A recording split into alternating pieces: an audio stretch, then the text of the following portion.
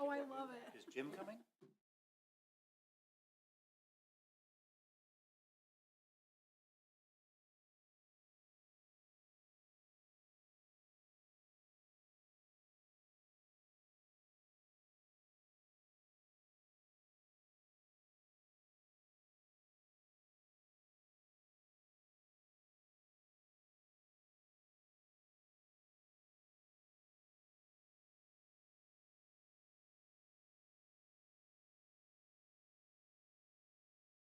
Rise and join us for the Pledge of Allegiance.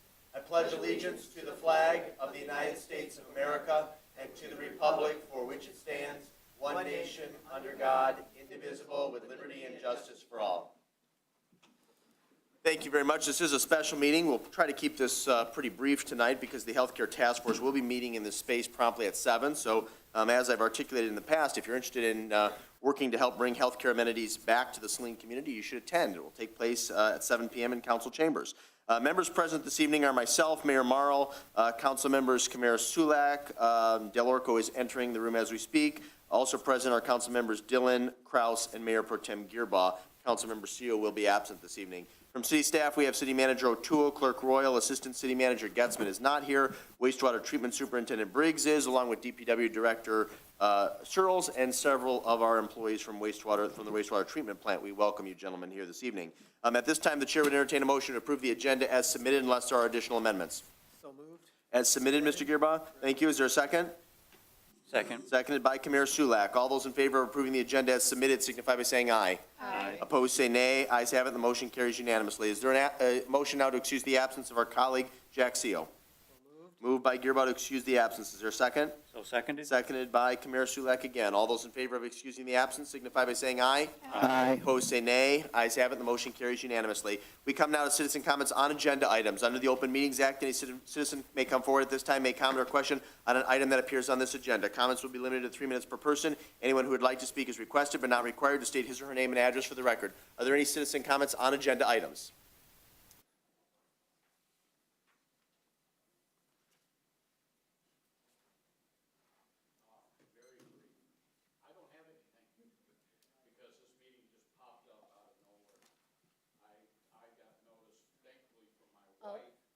Your microphone is not on. You want to make sure the green light is illuminated at the base.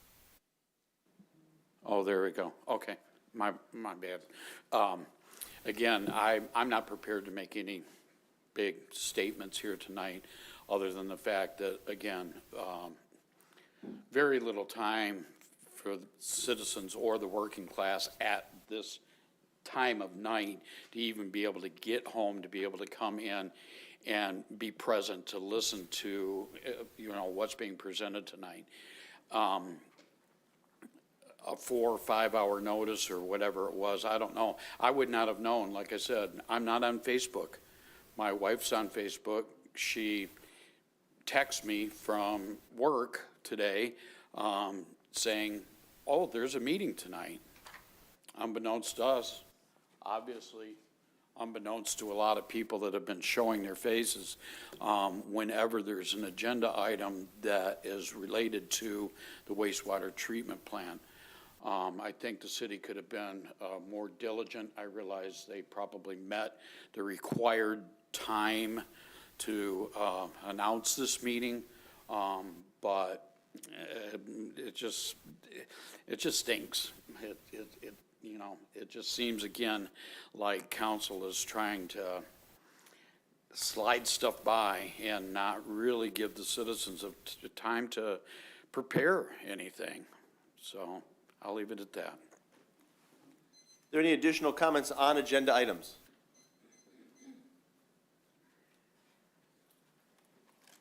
Mary Hess. Yeah, I just 20 minutes ago found out that there was a meeting tonight.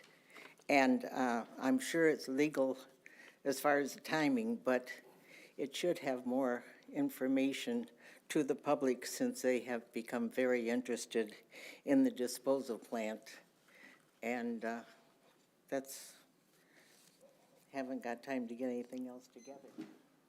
Well, let me just resolve some confusion that exists. This meeting was planned for last week. All of the appropriate notices were filed and posted before the close of business on Friday, which was the 21st. The packet should be out in the lobby, and all of the support material, including the agenda, is available online. It would have been available online no later than last Friday afternoon, again, the 21st. And you can always access our support material and copies of our agenda, not just city council, but planning, ZBA, parks, et cetera, by going to Minutes on Demand. You can also sign up for updates, I believe, and you'll get notifications when things are posted. If there are no additional citizen comments, we'll move on to new business item 22-271, Memorandum of Understanding between the City of Saline and Washtenaw County for School Recycling Program. This will be a motion to acknowledge receipt of the memo from DPW Director Searles and to approve or not to approve the Memorandum of Understanding between the City of Saline and Washtenaw County for School Recycling Program. Is there a motion? Move to acknowledge. Just to acknowledge, Mr. Gearbo, did you move to approve as well? Just to acknowledge. Just to acknowledge. Okay, is there a second to that? Second. Seconded by Dylan. DPW Director Searles, do you care to make some comments for the record this evening? Yes, Council and Mayor. This is just a pass-through expense for us to help the schools at a time when their recycling vendor left. This will make it meet their purchasing requirements, our purchasing requirements in the way that it's handled with Washtenaw County. We will be reimbursed in full. The negotiated price was between our vendor, who we have a contract with, and the Saline schools, and it's just a pass-through. There's no additional cost to our residents. Very good. City Manager O'Toole, anything you'd like to add? No, just that I'm happy that we could find a quick solution to this, and I do know that the school's vendor has pulled, so they're hoping for an expeditious turnaround on our approval. Very good. Questions from the dais. Mr. Gearbo, would you like to begin? Do you have any? Yeah, just to clarify, because in the past we've had issues with the recycling and what we've been charged for. Sometimes glass has not been recycled and we were still paying a higher fee for it. Are they being charged the same fee that we pay for recycling? Their per tip amount is not exactly the same, but it is going to the same place, and all of it will be recycled. It's going to because they're using our contract, Waste Management is taking it to Recycle Ann Arbor, and the glass will be recycled. And they're tracking it separately of our, Yes. thank you. Mr. Delarico. Director Searles, I just wanted to clarify whether or not, I think it says in your memo, but that this will not affect the length of our contract terms with Waste Management. No. Okay, so this doesn't interfere or impede our ability to participate with WERMA if we should choose to do so down the road? Correct. Okay, thank you. That's all I have. Ms. Dillon. Thank you. Just a couple questions along the same lines. So if Saline were to discontinue its relationship with either Waste Management or discontinue recycling, how would that impact this agreement? They would need to find a new contract. The Okay, Saline but schools we're would not need- bound to a contract because of this contract? No. Okay, No. I appreciate that. And do you know, are they picking up from one location, or are they picking up at all of the schools? They calculated how much recycling to be expected, and that number of carts is outside of every school. And they'll pick up on the days they're driving through, the ones on our Thursday, Friday, that make sense on their routes through our city. Because two of their schools are not in the city of Saline. Correct. Okay, so they're still picking up from those schools also? Yes. Okay. But they're using our contract because we have a contract with Waste Management. Right, but if they're picking up at the same time, how are they going to track? It's all getting dumped into the same truck. How are they going to track? Well, the number of carts are out there. They ask for a specific number of carts to match their expected volume, and they're going to empty those carts. But does it go by weight? It goes by cart tip. Each cart, that's what they were charged for. So they're paying a set fee for all the carts, regardless of if they fill those carts or not? Okay, but then, I guess I'm just, is it, a cart full of glass? Is it a cart full of feathers? I mean, I just want to understand, because that was a big issue with us with our waste management contract, is that we are paying, by weight. And so I just want to make sure that in the end, this is not There will going be to be a loser for us. Okay, there will be no charge to us. It's a pass-through. It's already established per cart what the Saline schools will be paying Waste Management. So it's not going to be varying cost. It's a set fixed cost, so that nothing can be left for us to pay. Did that clear it up? I guess, no, but that's okay, we can talk offline, because I'm just not sure, because I feel like we're paying by the ton. If it's getting dumped into the same truck, then the truck gets weighed when it gets to the recycling place. You know, the weight of their materials, I get it that they're paying a flat fee, but just understanding how that weight of it correlates to what they're paying. And that's fine. Yeah. That's my question for it, so I'll just stop there. Thank you. Any additional questions for city staff? Mr. Sulak. Yeah, I just wanted to go back to the glass real quick. So there's no change to the contract, so if they decide that they're not going to take glass again for any period of time, they have the final say in that. The MRF, back in when it did happen, that was the MRF's choice not to take glass. We've moved to Recycle Ann Arbor, and they do take glass right now. We don't control that destiny. I mean, ultimately, that's up to them, but they have they have a good use and a good vendor, company taking the glass. So I don't see that relationship changing for Okay. long-term or short-term. Okay, that's good to hear. Yep. Thank you. Any additional questions from the dais? Mr. Searles, thank you. Thank you. Any subsequent discussion on the motion? It's been simply moved by Gearboss, seconded by Dillon to acknowledge. All those in favor signify by saying aye. Aye. Opposed, say nay. Ayes have it, and the motion carries unanimously. Is there a motion now to approve or not to approve? Move to approve. Moved by Del Orco to approve. Is there a second? I'll second. Seconded by Kamara Sulak. Is there any additional discussion on the motion? There appears to be none. Then we'll proceed to vote. All those in favor of the motion to approve, say aye. Aye. Opposed, say nay. Ayes have it, the motion carries unanimously. We move on to new business item 22-272, support for county resolution on expansion of 14A District Courthouse. This will be a motion to acknowledge receipt of the October 19, 2022 Washtenaw County Board of Commissioners agenda and to support the county resolution authorizing a project expansion of the 14A District Courthouse in Saline, thereby expanding services and improving security throughout the courthouse located at 1000 North Maple Road, Saline, Michigan. Move to acknowledge and support. Moved by Mayor Pro Tem Gearba to acknowledge and support. Is there a second? Second. Seconded by Dillon.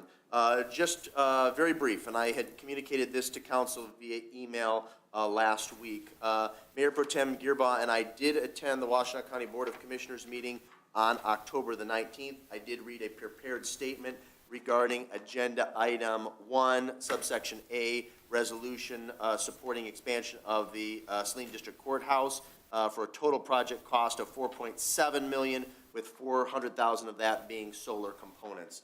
I do think our district courthouse, based on caseload, needs to be expanded. I also think that there are safety improvements that can be performed on site. I would also note that this expansion is going to run concurrent to an evaluation and a feasibility study on the existing Chelsea District Courthouse. And if a change is made or if that facility needs to be shuttered for even a finite period of time, I suspect that services will be relocated to Saline. So there's going to be even more of a need to expand facilities and space at our Saline District Court, again located at 1000 North Maple. So I'm strongly in support of this, and the reason for including the motion on tonight's agenda as opposed to waiting for November 7th is because the County Board of Commissioners is going to act on this issue again at their next regular meeting, which is next Wednesday, November the 2nd. Mayor Pro Tem Gearba, was there anything that you'd like to add? Just the presentation that was done at the commission showed the need, basically, at even just this location.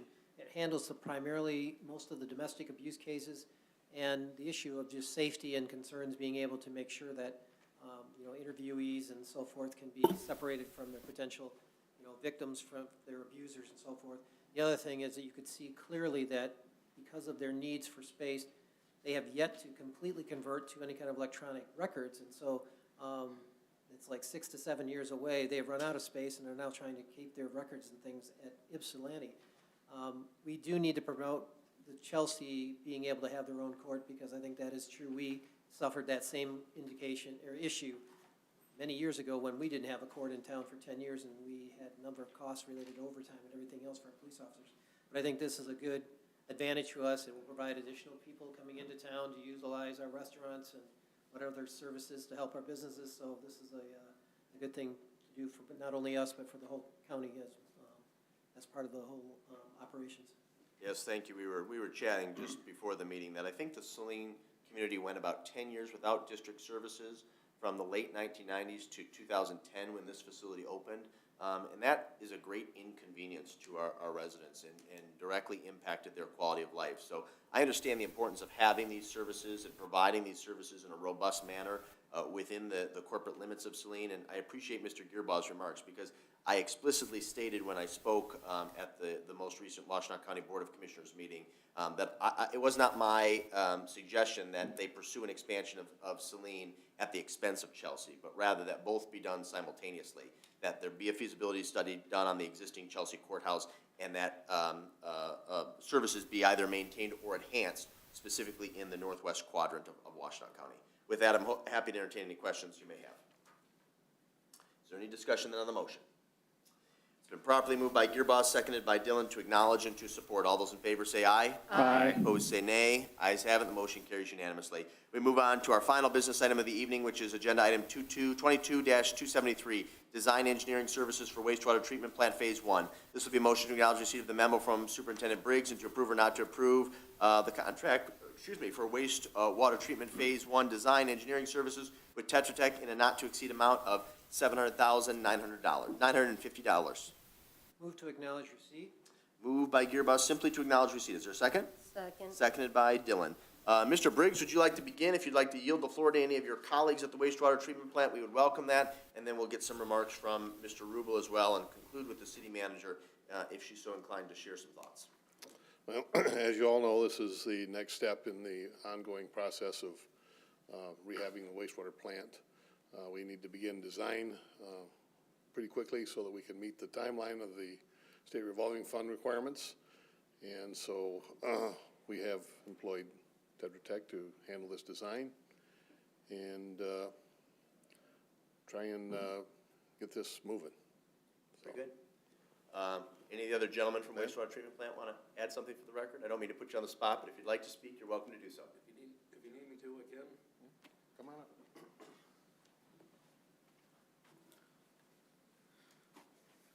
I just want to let you know how bad this is needed. I mean, our plant is in, we have no more zip ties to hold it together.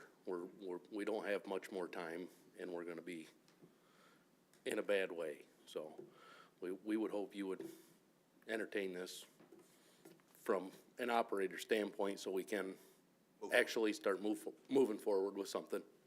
Great. Thank you. Appreciate that.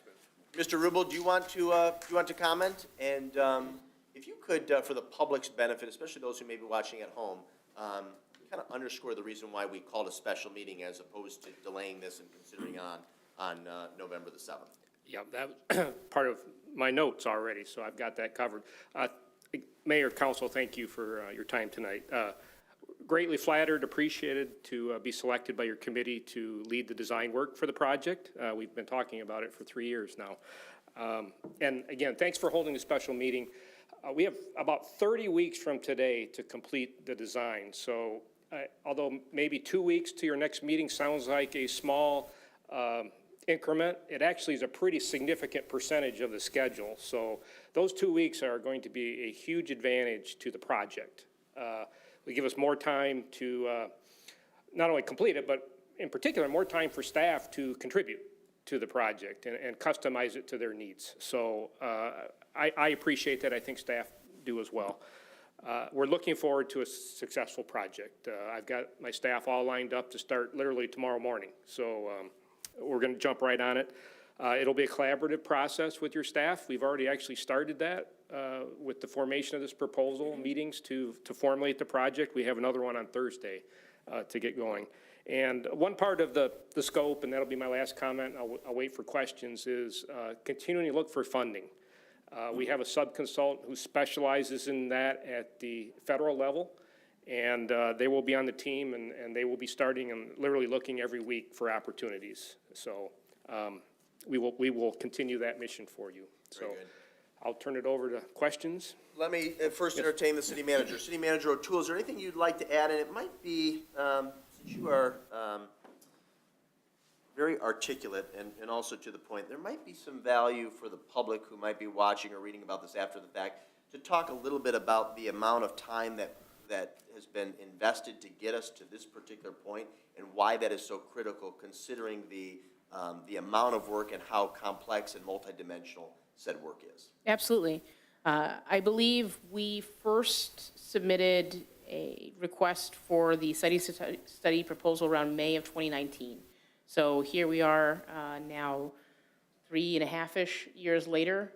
During that process, we've identified alternatives, we've vetted alternatives, both financially and for other risk factors involved with them, and still, even to this day, continue to consider those alternatives and ask questions of ourselves as we go through this process. Ultimately, it did lead us to this point of formulating a phase one for the project that arguably has more involved than what we originally conceived. But to our operator's point today, it's out of necessity. We view the need to serve the existing needs of our community as urgent, and this phase one project does that. It meets not only the needs of the community today, but it ensures that we are operating our plant in a safe and continuously compliant way, which is a requirement of the administrative consent order, which we obviously entered. I believe the ACO was finalized sometime in mid-2001. So we actually, I'm very pleased. 2021, yes. To Mr. Rubel's credit, when we first brought this project now in this iteration, I think it was 2 months or so on the job, and we anticipated a timeline that was 2 to 3 years out. We accelerated the project an entire year by getting on top of those studies and getting into this year's SRF funding cycle. So a real credit to Mr. Rubel and his team and our staff for making sure that we got them the resources that they did to get here a year early. And on that point, had we not expedited this process and applied for existing SRF funding, we just talked about that at a meeting today, I think it's important for the public to know what kind of impact that would have had on the bottom line because of how interest rates have evolved and changed in recent months. Yeah, we're looking at probably being able to secure a 2.125% interest rate through SRF. We don't qualify for the lower disadvantaged community, but I'll take 2.125% any day. If we had to wait till next year, I know maybe a 0.5%, maybe a full percent higher.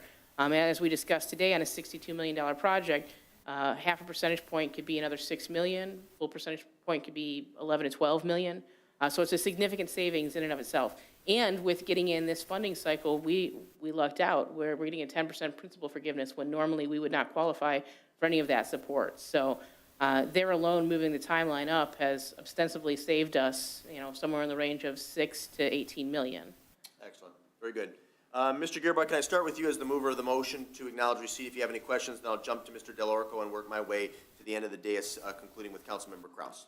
Not any additional questions. I just have comments. I mean, we've talked about this, and even today at the meeting that we were discussing, because there were some concerns about, well, is this the right way to go, or to go with Yucca or some of those other ones?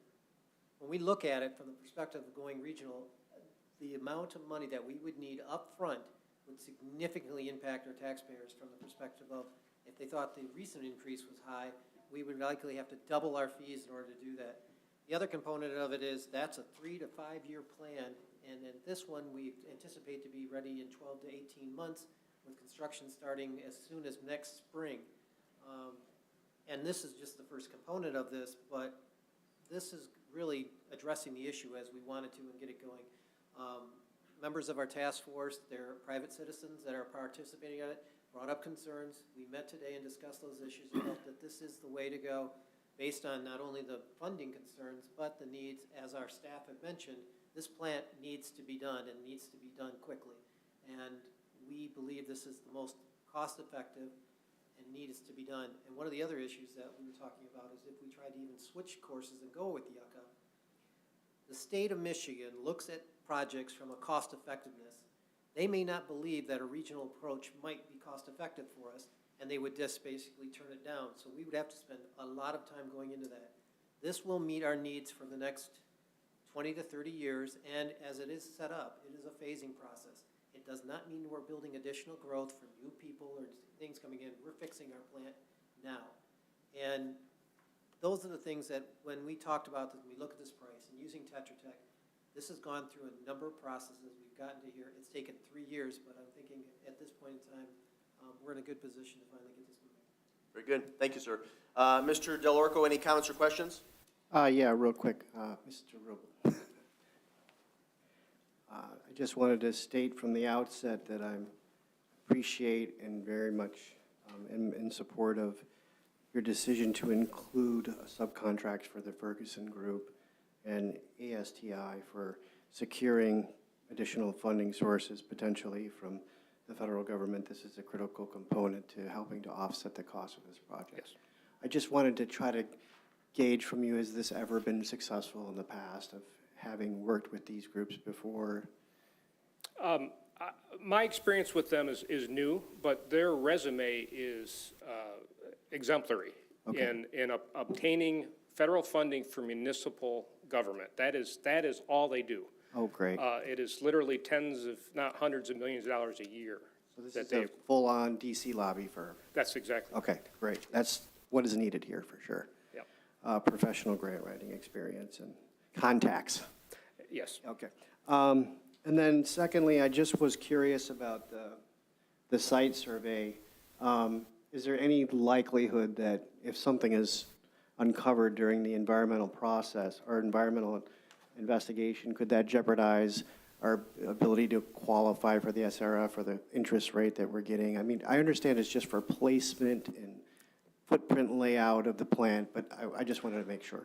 I don't see anything in that regard, survey-wise or groundwater chemistry that would impact the loan. Okay, great. That's all I have. Thanks. Thank you, Mr. Del Orco. Councilmember Dillon, questions or comments for Mr. Rubel, Mr. Briggs, City Manager O'Toole? I do. I have a couple. I'll start with city manager.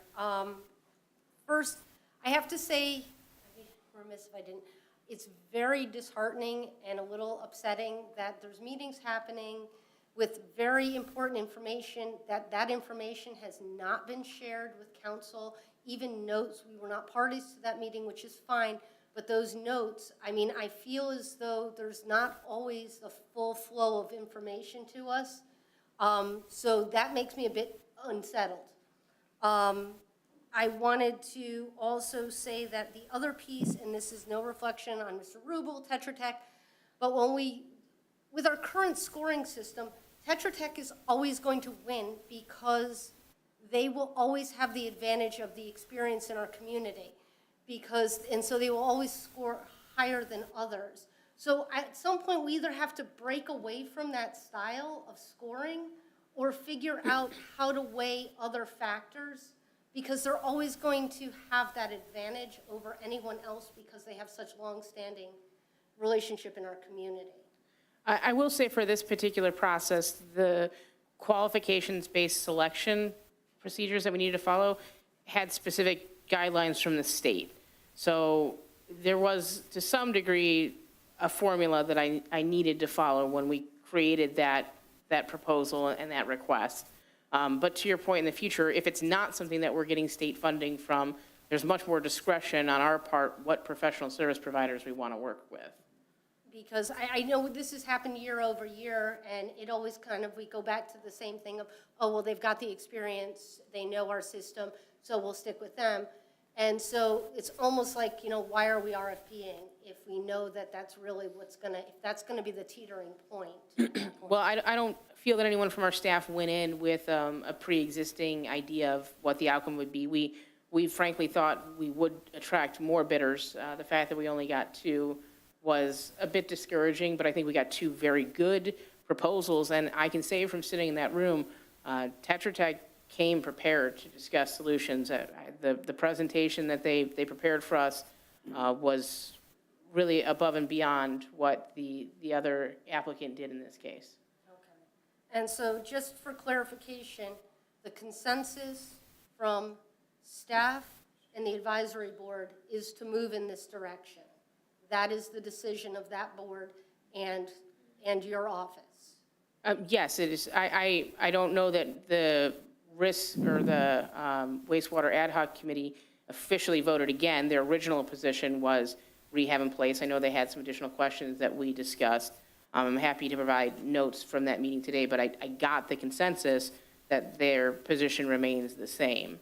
I don't know that they formally put that. With that, I Yeah. spoke to both of them, they felt comfortable Yeah. with what we're moving forward with, because there were some concerns brought up, and I will make it quite clear, and some of you already are aware of those concerns brought up by our engineer when we looked at Yucca. But the cost and the approach to do Yucca at this point in time is so unknown, and the ability for us to figure that out is, at this point in time, not a concern, but it's a costability for our community. It's at a point now where you're looking at $100 to maybe $120 million project compared to our current project, which is about $65 million, and that has to be funded all up front. And I think those were the clarifications, and then the other issues of ongoing operational costs and other needs that we identified. The task force felt comfortable with understanding that what we're doing and moving forward is the best option at this point, even though you could do the other alternative, but facing a potential rate increase, as Ms. O'Toole has already mentioned, the other concern is if we don't get the state revolving fund, it is a 5% market interest rate. That is a huge financing approach that we would not be able to necessarily acquire.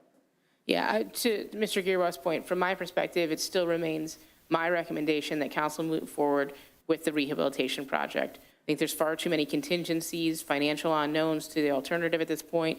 We've put the time in. We've spent the last years looking at this model. It is very well vetted. I believe we have processes in place. We have a really good handle on what the cost is going to be. We already have 10% principal loan forgiveness. I agree with Mr. Rubel. I think if anyone's going to be able to get us financing, it's the Ferguson Group based on their history. So my position remains unchanged. I think we are on the right course. And I say that knowing it will not be a perfect process. You know, things in a project of this size and scope, there will invariably be hiccups. Things will not go perfectly. So I just want us all to be prepared for the fact that this is a very well vetted project. We have people in place. I'm going to be recommending that we bring some additional people in place, staff-wise and consultant-wise, to continue to help us with that project. But I still firmly believe that this is the most cost-effective solution and a solution to the ACO. Thank you very much. And then I have a couple quick questions for Mr. Rubel. Can you just remind me of what exactly is going to happen in phase one? Because I know we've sort of been very fluid, and as crises have arrived, we have sort of moved priorities. I'll go upstream to downstream, as my memory will allow. We will have a new fine screen to process the wastewater as it comes into the raw sewage pump station. So that'll be screen followed by a new pump station. We will have a storage tank to help us manage the wet weather flows. So during wet weather, we will both treat water and temporarily store it until we have capacity to treat it. We will have a new, as it stands right now, a new primary clarifier. We will replace the RBCs with an activated sludge process. And lastly, well, almost lastly, we will have a secondary clarifier which will capture settled material from the activated sludge. And then there's a handful of miscellaneous things around the plant, new generators, repair to the digester, and the existing clarifier mechanisms will be repaired. That is 90+% of the project. Okay, and that's phase one, and that's our sort of 62 million. That is correct. And then what are we looking at for phase two and phase three? Phase two is essentially more clarifiers, a fourth set of clarifiers. I think that is really the bulk of phase two.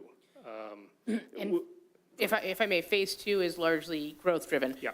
The only component of phase two that's likely to move forward, regardless of growth, if growth were to stall, would be the biosolids plan and probably some rehabilitation to the lab. Staff have talked about proceeding with the design of the biosolids, perhaps concurrent with this, and we can make a decision on bidding in the spring on that. And I know we've had discussions about this before. Fixing the headworks, that screen system, we we really kind of think that that's going to be a catalyst in helping our entire system, correct? If we can stop Yeah. some of that product from coming into the system and working its way through. Yes, that is a help everywhere in the process. And it's a huge safety measure for the staff. That is a very hazardous environment currently that they have to enter and manually clean a very coarse, very wide bar screen. So a future bar screen will have very narrow spacing and catch quite a bit more material, which will save it from becoming a problem downstream. So it's a very good thing to add. Okay. Now, in the process of doing these processes, do we have any leeway with Eagle for our limits, anything like that? Because we're going to have equipment up and down at times. Yes, no, if you have enforcement, it would, relaxation would be at their discretion. There would be nothing written that you can now violate a permit.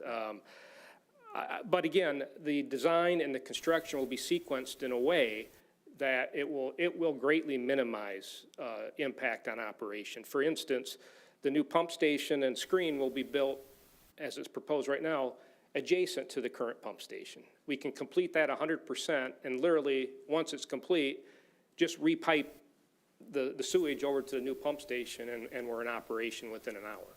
Okay. So those types of things will be sequenced. Fantastic. Relaxations, that's a great word. Last question, I promise, is when we talk about this grant writer funding Yes. finder, are we paying them, or is their salary based on funds received? Is it? We will pay them as they incur the cost. If they find an opportunity, they will bring it to me. I will bring it to the city manager. We will decide if it is worth pursuing. Okay, And if you give the green light, then that will be completed. fantastic. Thank you very much. You're welcome. Mr. Kamara-Sulak, any questions for Mr. Rubel, Mr. Briggs, or City Manager O'Toole? Yes, Mr. Rubel. Yes. I know there's been a lot that's gone into this, and I appreciate that from our staff, from the task force, from your team. You're welcome. And it's taken a lot to get to this point. So a couple things. Your meeting, you said that you're getting together tomorrow morning.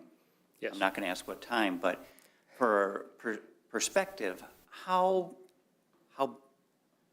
big is your team that's working on this? As far as how heavy of a lift, and that you are doing everything that you can to make sure that this follows the timeline and that we stay on this very, clipping along at the pace we are. Yeah. Well, I'm entering into a contract tonight that at the end of May, I'm going to deliver a complete project. So that is on me after tonight to make sure that happens.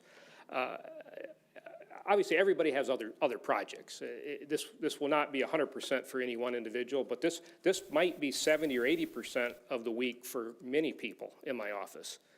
And I do have access to 21,000 people to help. So I have 250 in Michigan, so you will keep quite a few people busy through May.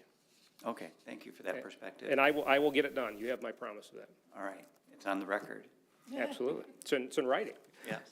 And then for our staff, I appreciate the dedication and we value everything they've done with the duct tape and the zip ties. But are we going to need additional staff to get in place, and what does that look like? So we've discussed internally potentially one additional staff person on the engineering side, and then a sort of owner's rep, a dedicated consultant to work with us in conjunction. This is a heavy lift for any individual staff member to take on.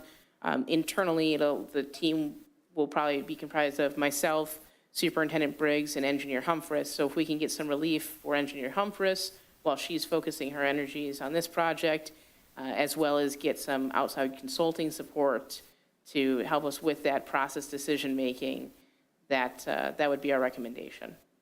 Okay, so it could be a mixture of staff and consultants. Obviously, getting consultants will be fast, could be much faster. Yeah, there's a trade-off, faster, higher fees, but certainly dedicated to the project.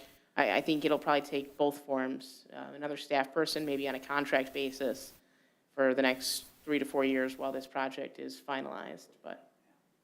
Very interesting how this is all taking shape, and I appreciate everybody's work. That's all I have for now. Thank you, Mr. Sulak. Councilmember Kraus, any questions or comments? Thank you. More like a comment. I just want to thank the gentleman who came tonight. I don't know your names individually, but when we see the staff showing up and giving us their, like, we don't work there. I don't understand. I don't know what you do. I don't know what the problems are, but I know there's problems. And so the work that you all have been doing since this has been going downhill is much appreciated. I know it hasn't been fun. I originally ran for council. The wastewater treatment plant's in my backyard. And so you can tell I was aware there was a problem. And so the one thing I remember was that screen. I remember when I was shown that screen, and I thought they have to get in here and dig stuff out. And so it's kind of full circle for me. So I just really want to thank you for what you've been doing in the background. And I'm happy to support this. Very good. Thank you very much. There don't appear to be any additional questions or comments. Then we will vote on the motion, which is just to acknowledge receipt of the memo from Superintendent Briggs. That was moved by Mayor Pro Tem Gearbaugh, seconded by Councilmember Dillon. All those in favor of acknowledging signify by saying aye. Aye. Opposed, say nay. Ayes have it, the motion carries unanimously. Is there a motion now to approve or not to approve the contract for wastewater treatment Phase 1 design engineering services for Tetra Tech with a not-to-exceed amount of $795,000? Move to approve. Okay, Commissioner Sulak will be the mover to approve. Gearbaugh, Mayor Pro Tem Gearbaugh will be the second. Is there any additional discussion on the motion? Okay, then we'll proceed to vote. All those in favor of approving, say aye. Aye. Opposed, say nay. Ayes have it. The motion is approved. Thank you very much. We come now to the second public comment period under the Open Meetings Act. Any citizen may come forward at this time, may comment or question the City Council. This public comment period will be limited to 3 minutes per person. Anyone who would like to speak is requested but not required to state his or her name and address for the record. Are there any citizen comments? Please.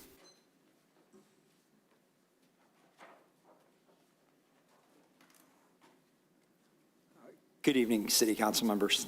Mayor Morrow, appreciate you giving me the opportunity to speak. I'm coming and I emailed all of you last week, as well as I emailed every school board member and the Chamber of Commerce. I'm really concerned about the label, their title they're giving the holiday parade this year. They're calling it Christmas Around the World, and I don't think that's inclusive of all the different holidays that we celebrate during the winter holiday season. There's no mention in there of Hanukkah at all, no mention of Kwanzaa, any of the other holidays that numerous people in this community celebrate. This is not an attack on Christmas. My family celebrates Christmas, but I also have other relatives and friends that celebrate Hanukkah and Kwanzaa. And you're asking basically the community that's not included in this, basically you're saying, we don't want you there. We're not going to represent you. And this is not what the city or the schools is about. We have DEIs, and we have something called the Bridge to Civility, and there's nothing about this at all that's giving this a bridge to civility. There's no diversity, there's no equity, and there's no inclusion in this. Please, I would like you to ask them to come to the next council meeting and give an explanation why they refuse to change the name. All they have to do is change one word. Right now, they're calling it Christmas Around the World. Why can't we call it Holidays Around the World? It's not hard. You include everybody. Thank you. Thank you.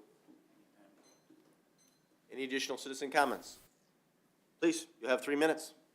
Just need to come to the podium.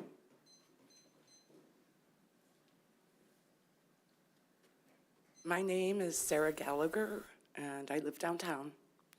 And I am responding to a news article I read online about subsidizing second meters. And I am opposed to any tax dollars being used. The first option, of course, everyone has the option to conserve water. And I don't think the city is talking enough about conservation as a solution. And second meters are a homeowner investment to save money. They will recoup the cost going forward, maybe even in 1 quarter. I don't think tax dollars should be used. Thank you. Thank you. Any additional citizen comments?